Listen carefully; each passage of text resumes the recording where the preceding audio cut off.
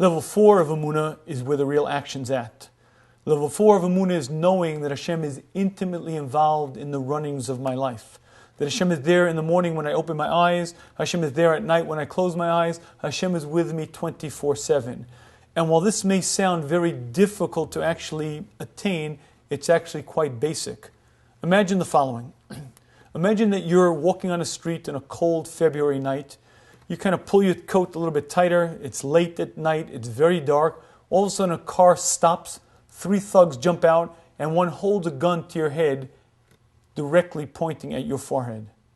At this moment, there is a very deep philosophical problem that you might be faced with. And that is, what good is Hashem's decree back on Rosh Hashanah, whether you will live or you will die, when your life is clearly in the hands of this kid? What good is Hashem's decree that you'll live this year when your life, your very existence is in the hands of this drug-crazed kid who couldn't care about you or anything else? The answer to this question is that if I accept that Hashem decrees on Rosh Hashanah, mi yichya u mi yamos, who will live and who will die, then perforce I accept the fact that Hashem is on the scene 24/7, 365 to carry out that decree, because if that weren't so, the decree is batal, is useless. You see, if I accept the fact that Hashem decrees, then perforce I accept the fact that Hashem is around to fulfill the decree, otherwise the whole system is futile.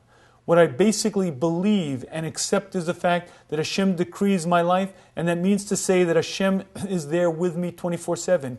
If my time is up, there's nothing that you or anyone else can do to change it.